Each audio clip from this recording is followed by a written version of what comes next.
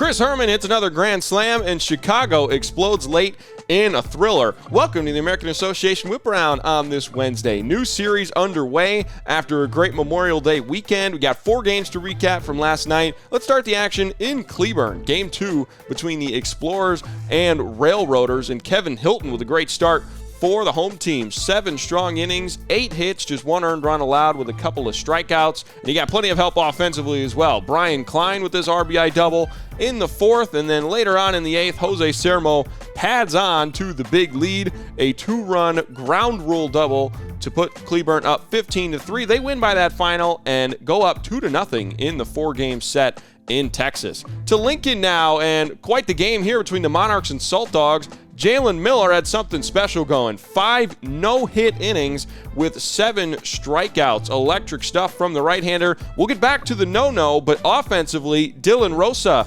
breaks the scoreless tie here in the top of the 5th with this 2-run shot. In the 7th, Chris Hermann once again, home run number 7, grand slam number 2. Big lead for Kansas City. The story shifts back to the no-hitter all the way to the 9th. Bo Bonvillain trying to finish it off, but Nick Anderson says not tonight. His league-leading 8th home run of the year, but Kansas City still takes it by a final of 8-1.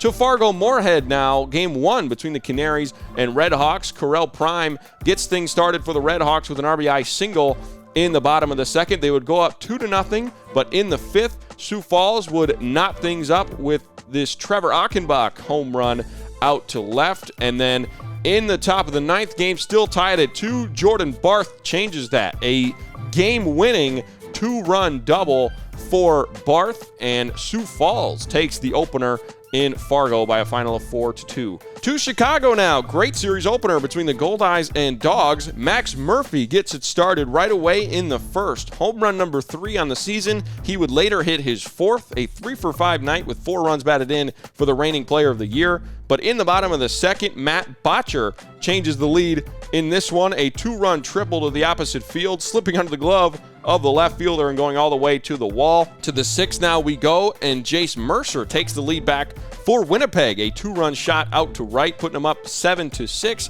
But in the 8th, this game knotted up at 8 runs apiece, and Cody Bohannon changes that in a big way. A bases clearing double, and Chicago goes up 11-8. They go on to win 14-8. So here's your scores once again for the 4 games on Tuesday night. Chicago and Sioux Falls take the 1-0 series lead. Kansas City and Lincoln knotted up at 1, and Cleburne up 2-0. Standings update. Chicago now up 2.5 games in the East. A bit of separation now in what was a tightly packed East. Milwaukee 5 games back in 4th. In the West, it's much more tightly packed. Sioux City now up just a half game over Fargo-Moorhead, and only 3 games separate Sioux City at the top and both Lincoln and Sioux Falls at the bottom.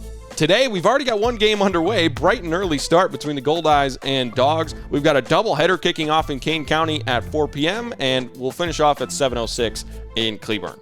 You can catch all the action today at aabaseball.tv or get your tickets at aabaseball.com. I'm Matt Yeazel for the American Association, where we play to win.